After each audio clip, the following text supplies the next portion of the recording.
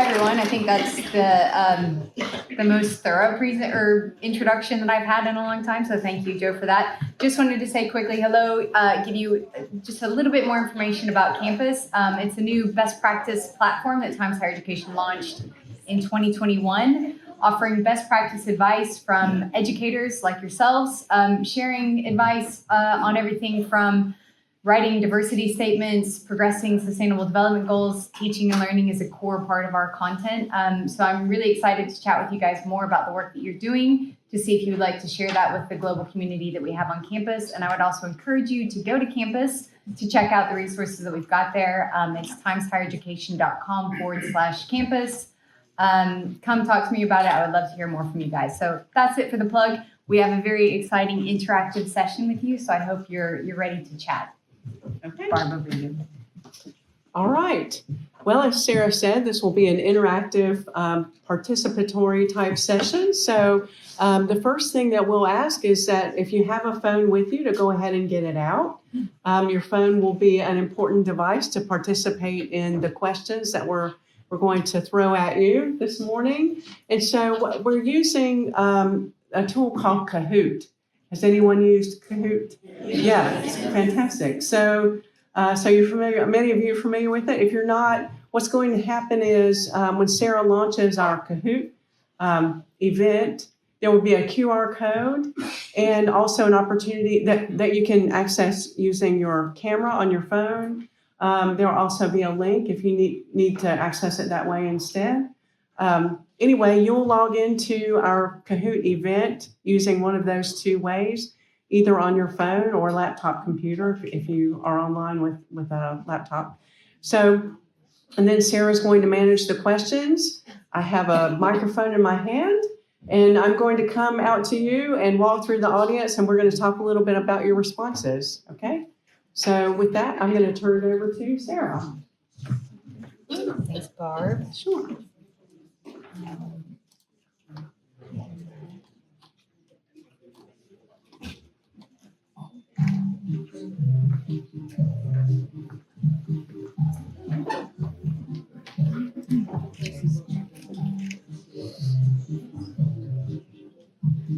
So I'll just wait for people to join. And also for everybody who's joining us online, you should be able to participate in this as well. So hopefully we'll get lots of people. All right. Dan has joined, Annette has joined, Sandy, Jody. Great.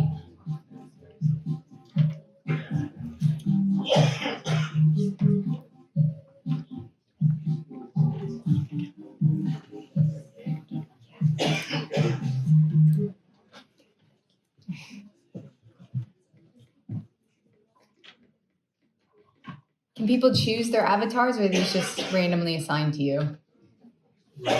Is it random?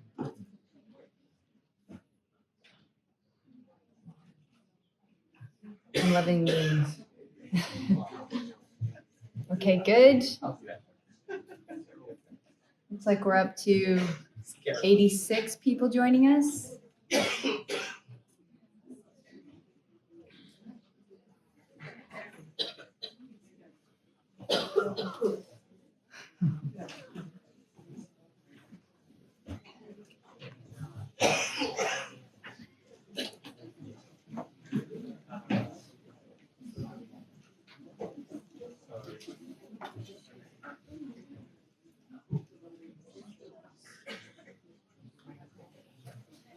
Maybe I'll go, should I go ahead and get it started, Barb, as we wait for people to come on?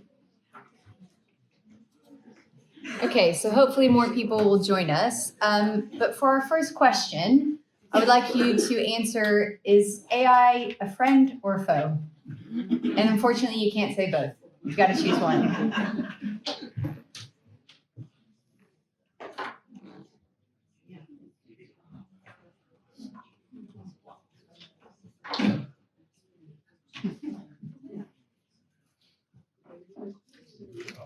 4 seconds, 3 seconds, 2 seconds.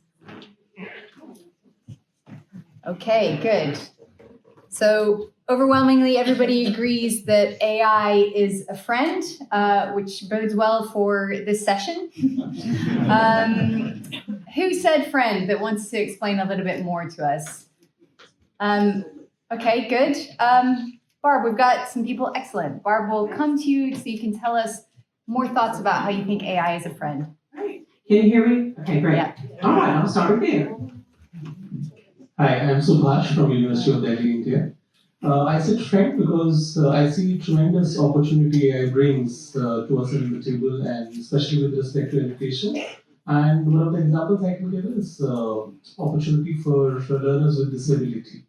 And there is huge diversity, and the kind of instruction designs and learning opportunities AI brings is something which we need to explore, and it will change the whole whole ecosystem which you're talking about for the learner. So bringing that learner to the center of the ecosystem, AI can help in that.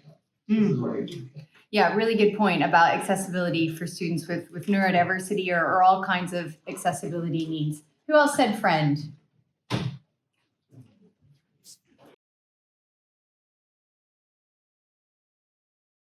We'll take maybe one more response and then move on to our next question. Friend.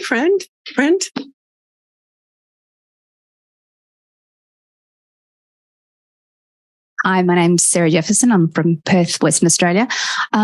I've been, ever since my 18-year-old came home in, I think it was November last year, and said, Mum, oh my God, have you seen this really cool thing where you can ask it any question you like and it'll answer it? It's like, don't be silly. And he then proceeded to show me it do all of these chemistry equations that he'd been working on for an assignment at uni within seconds. And that was a moment for me as an educator and a parent of this is going to change the world. So a lot of my work with pre-service teachers has been integrating things like the RT-RI model and teaching my pre-service teachers how to use this discerningly, in terms of the role, the task, the requirements, the instructions, and the interactivity of ChatGPT. I think it's an absolute game changer for everyone. That's great. Thank you for that, Barb. I also just wanted to turn to you as our expert here in this room, even though I recognize there are probably many, many experts here. In terms of where you see this sitting, I mean, we just said it's an absolute game changer, and you talked a little bit about the pandemic. Put this into some sort of context for us in terms of how big is the wave that's coming at us as AI? Is this kind of a sea change moment, or is this one of many and maybe the smallest of what's yet to come? I do think it's a game changer, Sarah. And one of the reasons is that I think not only can it allow us to engage in the design of more creative sorts of pedagogies and practices, like you were speaking about, that we couldn't even imagine before, but it allows us to engage in this while relieving us from some of the more mundane tasks that we engage in as educators. So taking away emails to parents, or giving some feedback to students that is able to be automated. In effect, reducing the administrative burden that's become so heavy in our jobs at all levels across different roles. I think taking away some of those lesser demand or lesser cognitively demanding tasks and allowing us to spend our time more creatively, I think that's one of the largest benefits of what we're going to see to come. Great. Let's move on to our next question. So this is a word cloud. In one word, describe your feeling about the use of AI in education. You have 30 seconds.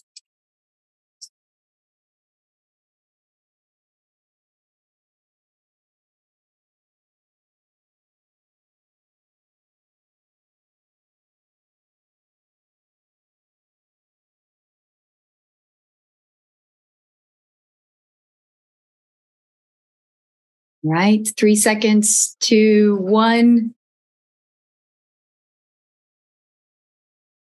Great. Double-edged sword, exciting, helpful, fear, unfamiliar, disruptive, good. Let's just hear a little bit about the fear. We've heard a lot about the positive stuff, but who said that they felt fear or overwhelmed about this? Or perhaps anyone that said foe whenever we asked about friend or foe. Looks like we have a gentleman here. Barb?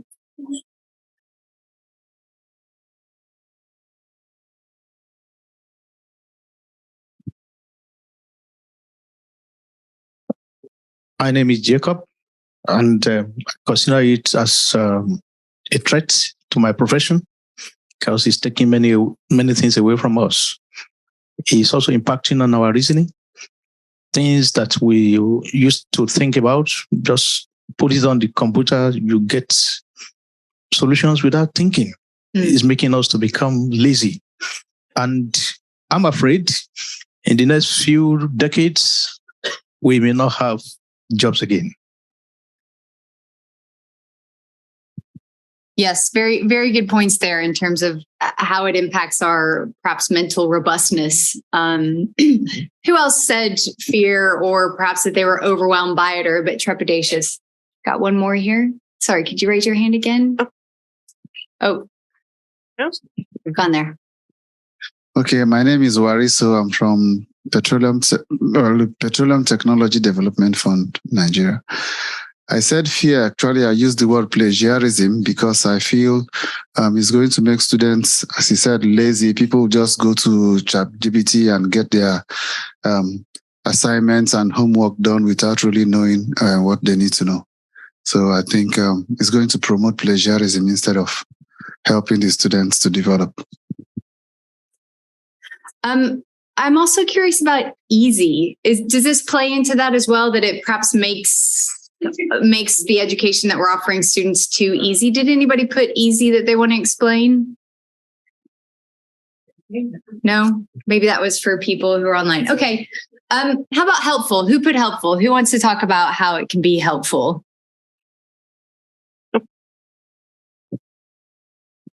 Hello, I'm Irene from Belgium stroke Tanzania. I will say helpful because I had a personal experience with ChatGPT. I was feeling down one day in my room from heavy PhD working. And then I said, ChatGPT, please boost my mood. What a prompt. Oh, like what came out was incredible. And then after that, I said, I would like to hear some uplifting music. And it gave me so many choices from way back up to recent. And then I said, make it more spiritual. And then it gave me spiritual music that I had never heard about it. But I went to bed really feeling uplifted and happy. And then I said, one thing that you said in the morning, that what you put in does not come out, the information that you put in. I said, my husband has made me feel so sad today. How can I explain this to him without him being sad, but to understand what I'm feeling without, And then it started just giving me information. So I then questioned, why should I pay for a psychologist if I'm in such if ChatGPT can give me all of this? So I think it's helpful in that way. Thank you. That's incredible. That's almost using ChatGPT as a confidant and an almost consigliere there in your life and everything. That's wonderful. Thank you so much for sharing that. Let's move on to our next question. So this is an open-ended question. What are your concerns about the use of AI in education? We talked about this a little bit, but let's delve a bit deeper into that. What are you worried about?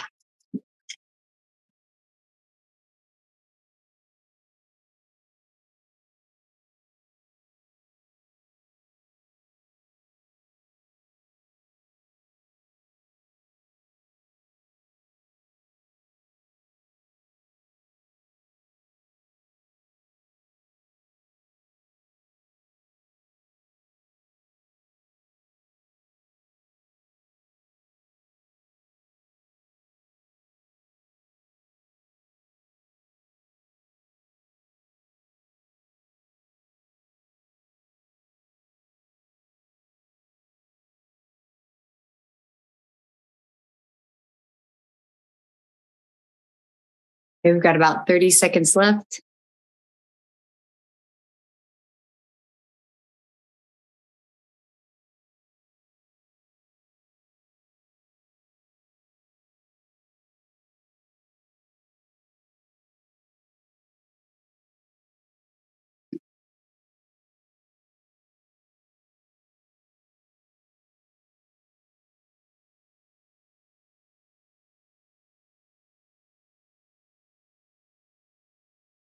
Okay, let's see.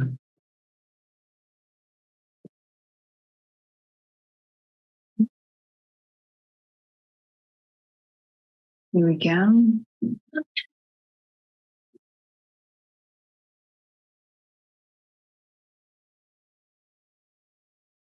Okay, I'll give everyone just a moment to take a look at this. So it looks like we've got cheating, data privacy, possibility, accuracy of information, don't understand AI completely, knowing without understanding, plagiarism, losing a community of practice, losing creativity, which is similar to what we've heard before, not able to assess students' ability, lack of encouragement for students to study,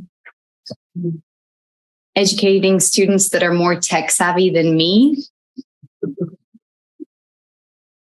Okay. Does anybody want to raise their hand and expand on any of the answers one of the answers that they've given? Okay. Could you raise your hand high so Barb can see you? Excellent. Thank you.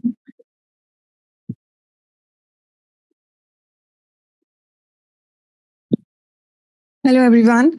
I have a concerns about the information which is shared by the AI in terms of its authenticity or accuracy. I'll just share you a small, my personal experience. My son is usually making his YouTube videos, and he is often taking the information from the AI.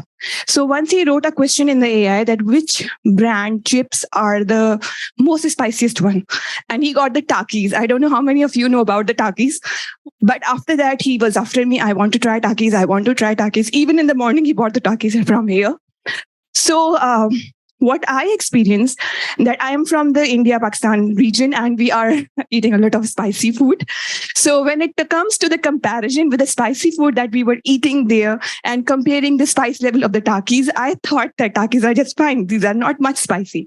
But he made the whole video on that, and he shared that. And I don't know that the people who are going to watch it, they will just assume that Takis is the most spiciest chips in the world. So it's just a small information that I'm sharing. I always have this problem that AI is often not giving you the accurate information. But the children in this region are relying too much on it. They don't know the skills at how to confirm it, whether the information shared is authentic or not. And then they are just relying on that, and then they are sharing out in it. So I believe that it's going to multiply, and the people will start one day believing that whatever the information shared is correct. So this is my one of the main concern with that. Thank you. Barb, can I just get you to feed in on that a little bit? Because we've talked about AI literacy, and that's what it sounds like what you're talking about teaching students how to engage with this information, to do their fact checking, to be critical thinkers around the input that they're getting, and then to be better prompt. Can you tell us a little bit more about just the importance of AI literacy and how to develop that in students? That's a great question, Sarah. And I think, as I mentioned earlier, that it's an imperative now. As you were talking about, kids are using it, and children and youth will continue to use it, whether we use it in classrooms or not. They'll use it outside of classrooms for different things, right? So, I think we need a systematic approach to AI literacy, where we can develop professional development learning programs at universities to train faculty and future teachers how to use it, as you are doing yourself, and then develop curriculum along the way to help students learn how to use it. I was reading this morning about the difference in perspective just within the U.S. across different educational systems. New York City, for example, has banned the use of ChatGPT altogether, which is remarkable to me. But the state of Georgia, however, has developed a middle school curriculum for kids to learn how to use it. So therefore, they're developing professional development programming for teachers to learn how to use it. So I think it has to be systematic. And again, I want to reiterate the challenge with that, not to say that it will be easy, but to stay on top of new developments as much as we can. I think that will be essential. Can I just get a show of hands of people who are already incorporating AI literacy into their design thinking or research or into the classroom? Okay. maybe about a third of you. Okay, that's good. I want to move on to another response here, which was educating students that are more tech savvy than me, which I think is a huge issue with this. Whenever we're looking at this and I'm speaking with people in my job, we know that we've just come off the back of a pandemic. Barb explained to us how difficult that was. I'm sure it resonates with everybody in this room about how difficult it was to get to grips with online education so quickly. And now it's kind of like, oh, now we have this huge other revolution that we've got to come to terms with. Who feels like they aren't tech savvy enough to keep up with this, and maybe want to share that with a group and expand on that a little bit? And maybe give us some tips on how you're dealing with that and how to be resilient in the face of this. I think we've got one. Oh, have we got one? Oh, we've got one down here at the front, okay. Barb. Here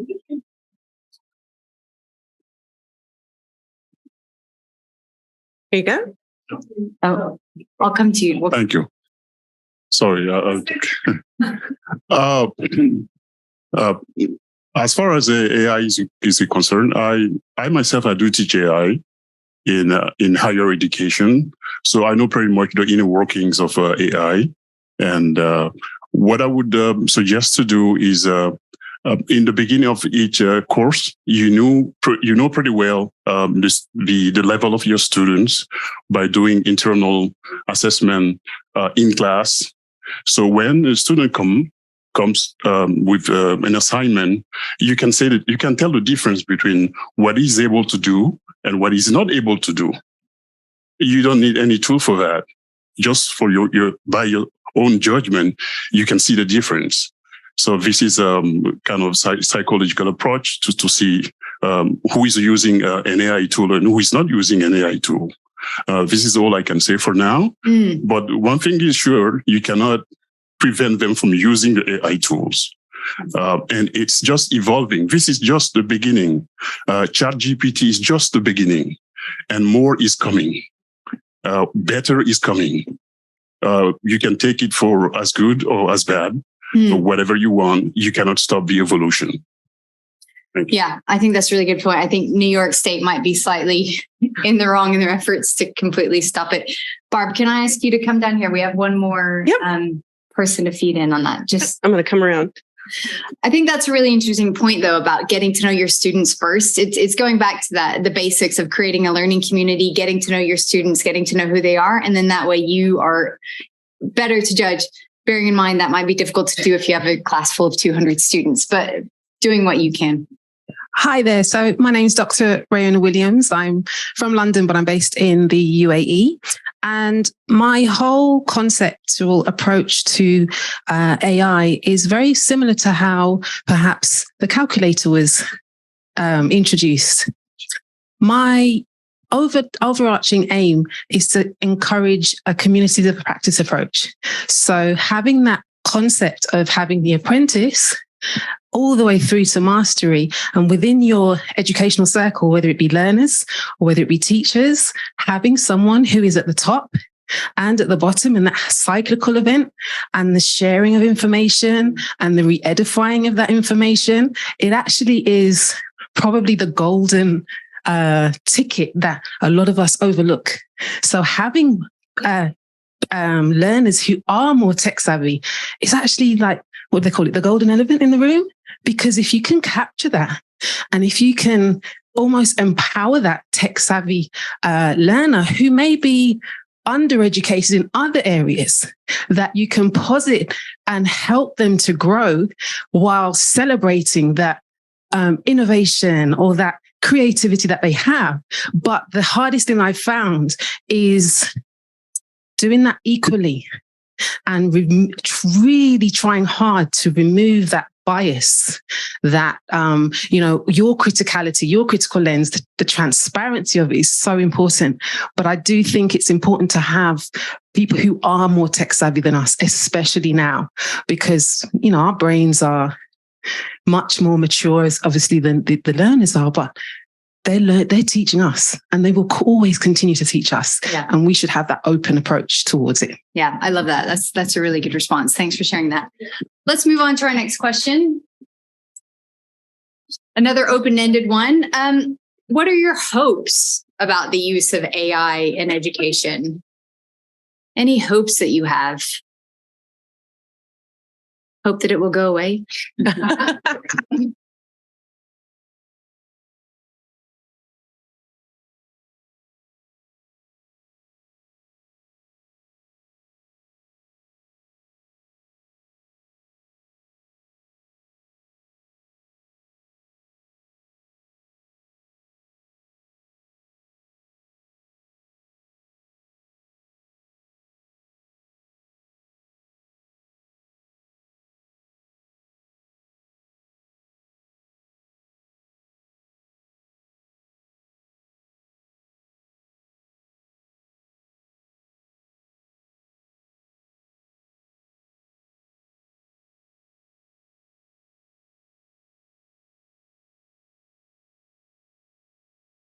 About 30 seconds left to tell us what your hopes are.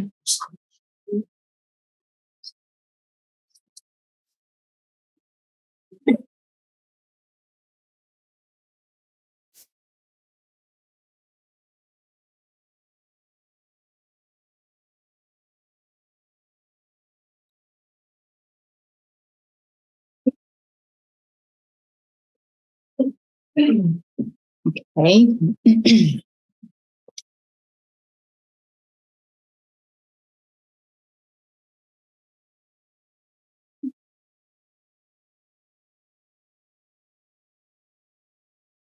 Okay, our hopes. To learn it. I love that. Efficiency. Students could rely on this tool and lose their independence, which sounds a bit like a concern, but it could also be a positive maybe. Help to resolve challenges, be more inclusive, promote a more just and equitable society, help with disabilities, be an better ethical regulation. I think that's an important one. A better world, refresh appetite for ethics, another tool to advance students, teachers, and disciplines, fair and similar access for everyone, overcoming the inequality. So I'm seeing a lot of points about making it a bit more of an equitable world. Does anybody want to expand on that in terms of what you mean by how AI can help advance equity? Yeah, I think we've got one there. Okay.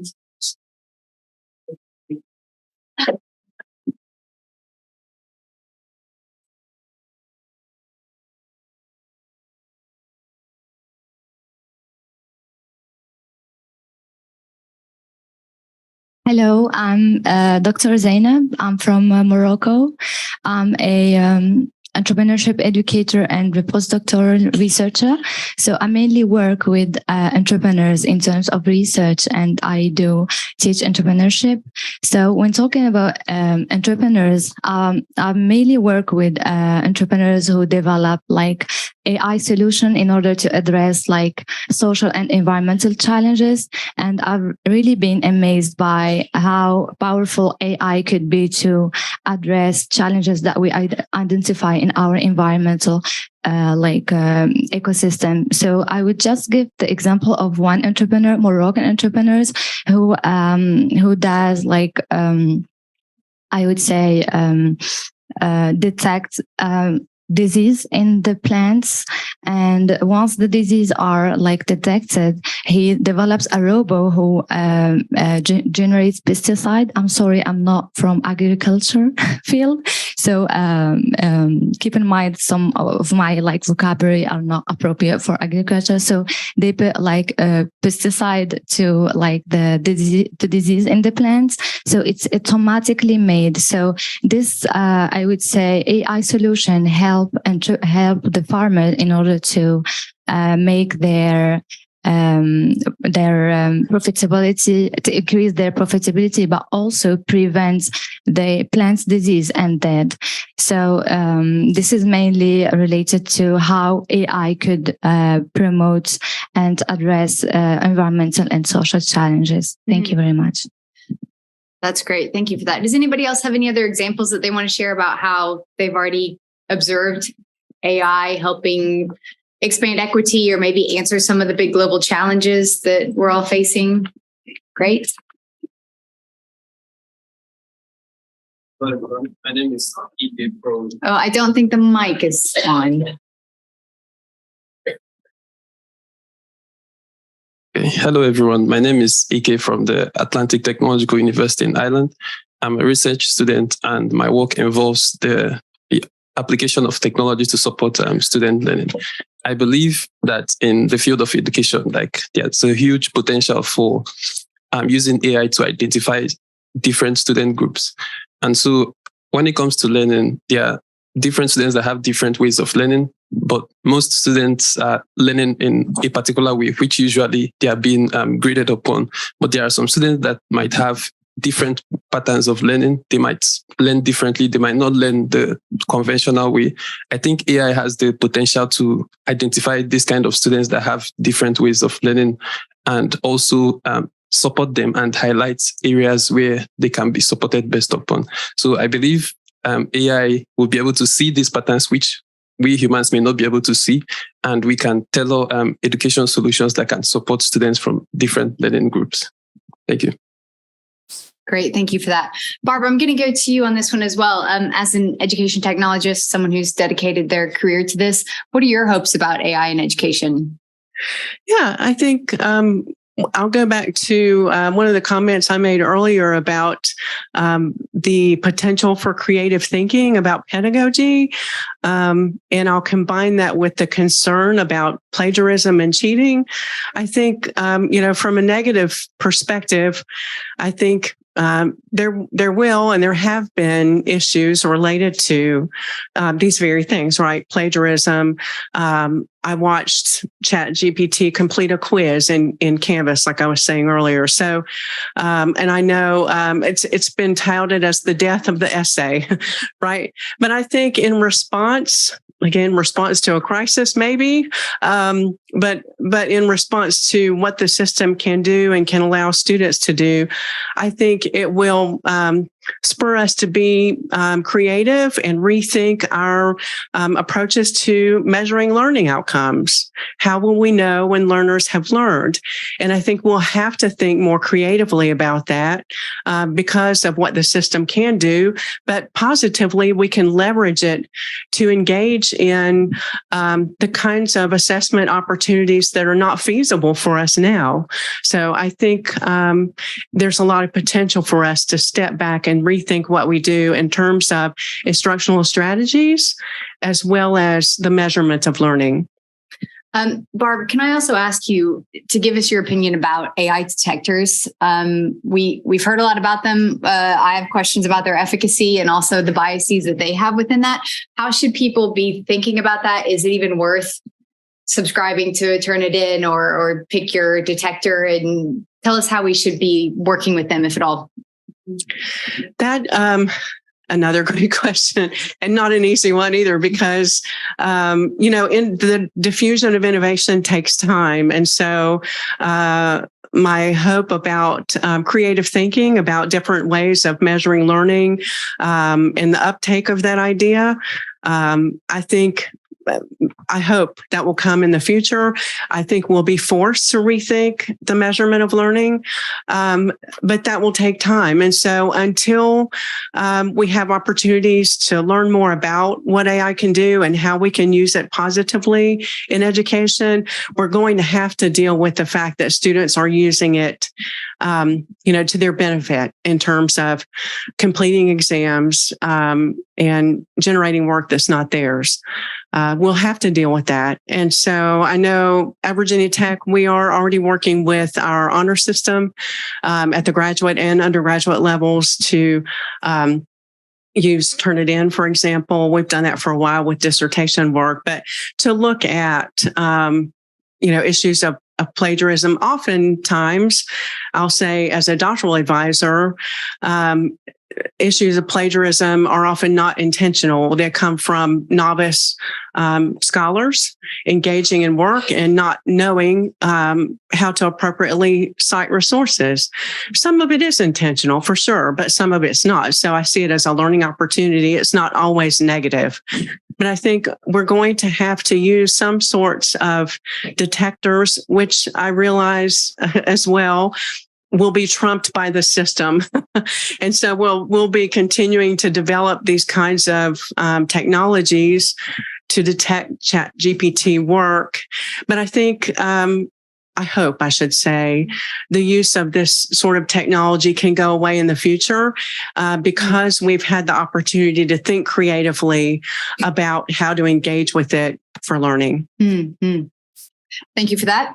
Let's move on to our next question. Another open-ended one.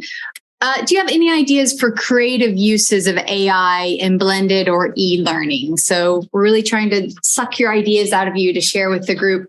And if you don't have any ideas, that's okay as well. You can just put a space bar, or you can put NA or no or something like that, but it will require you to put something. But feel free to just put a no answer if you want to.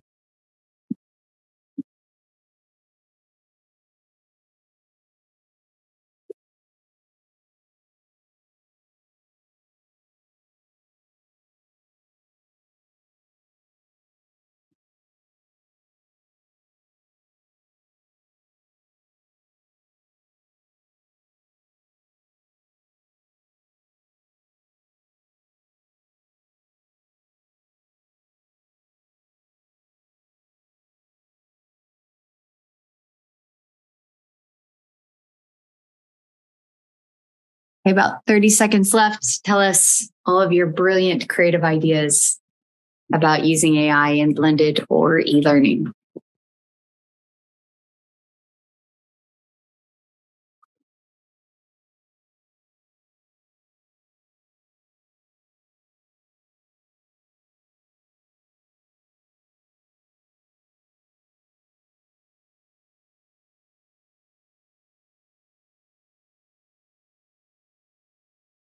All right, let's see what we've got. So a few more being submitted. Here we go. OMG, no is the first one that I see. No idea. So a few other people have said to write answers that students can correct, make learning experience more rewarding and pleasing or pleasant, developing instructional design for open education, develop individualized education plans, interaction education experience, make new digital activity for learning, creating multiple choices for homework activities. We've used AI to create fictitious animals adapted to extreme conditions, proving randomized answers for deductive reasoning. Does anybody want to tell us a bit more about their creative use that they've expanded on here? Anyone want to share more? Yeah. We got one.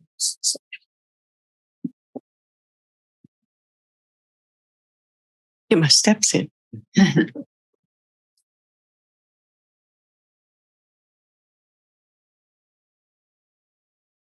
Oh, great. Thanks, Anne. It's working. Yeah, it is working. Good. I'm really interested in it as a research checker, actually.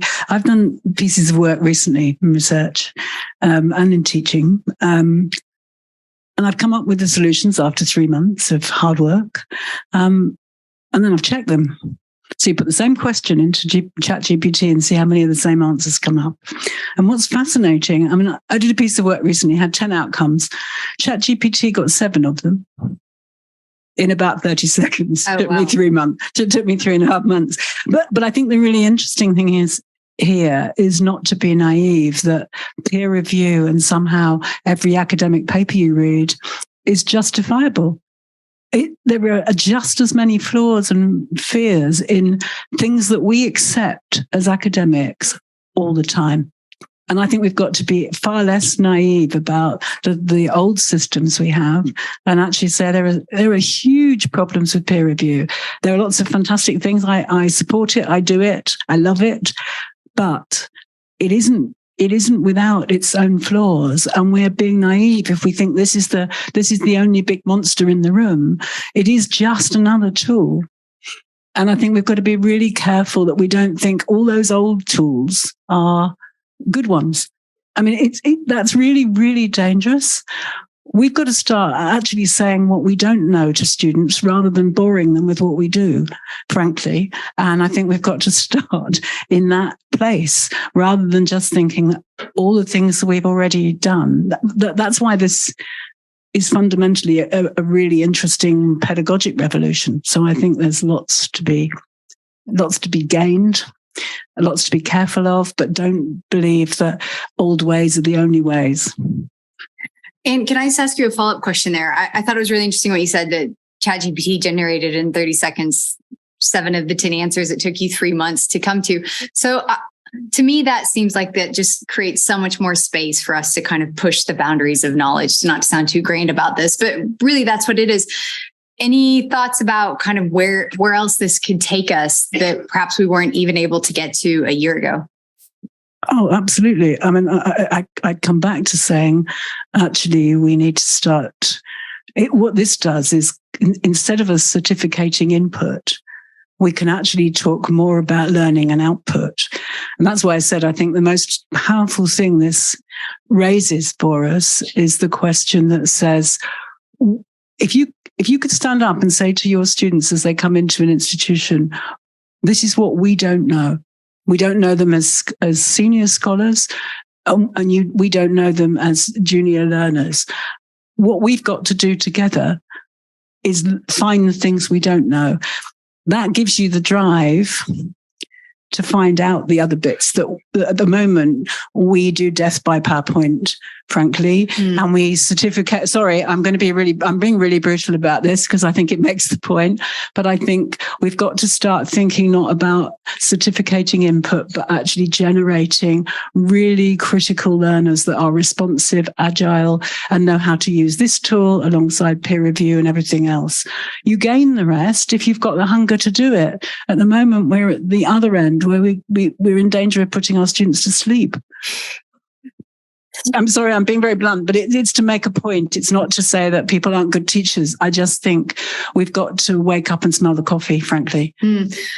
I think that's a really good response. And it kind of chimes to what we heard earlier about kind of co-creating the classes with students and co-creating the curriculum and bringing them in as agents of their own learning. Barb, we've got one more. Great, please. There's some? Here, okay. Sure. Thank you very much. My name is Mohamed Al-Amri, Professor of Art and Education at Sultan Qaboos University, Oman. Actually, we need to, in order to think in this situation, we need to look beyond AI in education and in life as well. As we all, we take this issue from the educational perspective only. But we need to think beyond, because education itself is about getting the world of the life better and better. So, in order to think about the issue of AI, we need to rethink, everything. For example, we need to think about assessment techniques we used in education in order to suit this, new intelligent feature. Even the content itself. This whole holistic issue, we need to see it properly, in different way and from different angle as well. Thank you. Yeah, thanks for that. That's a good point. Did anybody else want to, sorry, Barb, we've got someone way up in the nosebleed seats up there. It's good exercise. Can I stop? I'll stop here and then head. Okay, we've got one here and then we'll come to you, please. Yeah, thank you. My name is Tatiana. I'm from Latvia, and just taking on from the previous person, I taught a business English course to adult students. And normally in the beginning of the course, I do a call my bluff activity. I don't know whether you're aware of that as an icebreaker. 3 things about me. Guess which one is wrong. I asked ChatGPT to generate a bio for myself using words Tatiana, teacher, English. And then I showed it to my students and asked them to guess which one is wrong. And these are adult students, all coming from business. So that actually is that started a nice, I think, discussion on whether or not we can trust the materials, the information that we get from, for example, marketing, going back from life to life. Marketing materials, marketing texts are also being generated by ChatGPT these days. And for some of my colleagues, did this with their undergraduate students, something similar, to start, thinking critically and to teach their students to think critically about the text they see or information they receive. And I think from that perspective, that needs to be taken into consideration as well. Mm-hmm. Absolutely. I mean, students are going to be using this in the workplace already. So they are using it in the workplace, not only students. We are going to consume information produced by ChatGPT. And it's not only in research, it's life. Mm-hmm. Education is not separate from life. Yeah. We just think, I think we need to be aware of that and prepare our students and warn our students about that. Thank you. Thank you for that. We do have one more comment way at the tippy top. Oh, great. We've got another microphone. All right. My name is Ben from Hong Kong. So I'm mainly working in the second language education. So our university, when ChatGPT first came out, we used the word embrace. So we were just full on, we create our own ChatGPT, in our university as well. So just in case you don't know, that's our university producing the drones, DJI, for the world use. I think everyone knows about that. I think I work with limiting or developing or emerging, language ability students. And I think I make sure the student use it, because instead of avoiding the use of it, we make students use it so that they will have the equity. So everyone is on the same ground. So what I ask my students to do is they write their own piece, generate some ideas. They need to document, the feedback from ChatGPT. Then they need to make use of the feedback to work on their last piece. And we do it in a way that is for group assessment, so that it's not individually, I guess maybe disadvantage some people who might have no, access. But I mean, in Hong Kong, seriously, everyone is on 5G. So it's not really a problem. So I think, the creative use is not really creative. It's just making sure everyone uses it. So I think to go back with Barbara's, we are actually learning with the students, about the use. And then hopefully, maybe next year we will have another conference. Then maybe we can report, some creative users,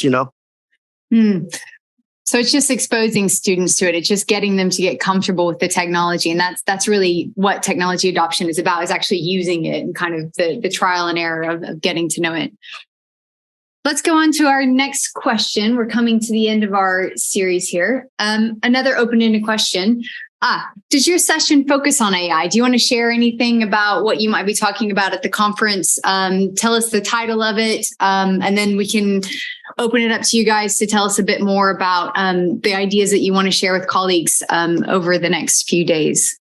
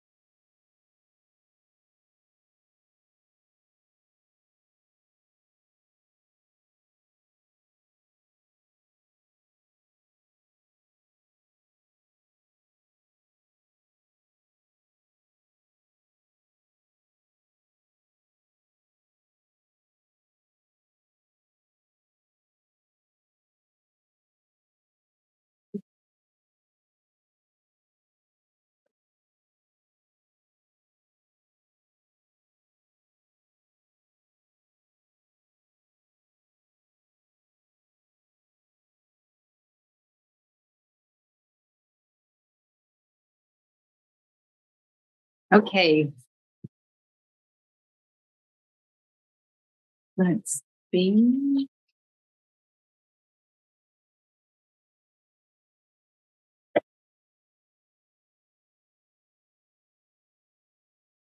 So got a few people. There we go.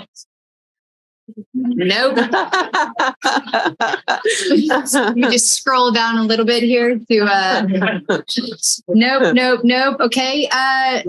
Not yet. How about should we not ban AI in academia? Is that anyone in the room? Okay, we've got Barb, we've got a gentleman down here.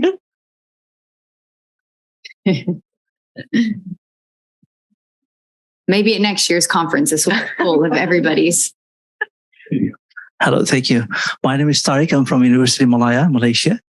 Yes, I'm going to present a work on this. This is basically a opinion survey among the students and lecturers of our university in Malaysia. So the results I shall be presenting there. But I think the main theme will be that most of us, we are discussing about how we get benefit from AI. That's what we are discussing. But we are not talking about that how AI is going to benefit for themselves in the future. Will it lead to singularity or not? So this is another, most important thing, and most possibly we should be, hopefully we should be discussing in the session for all those things there.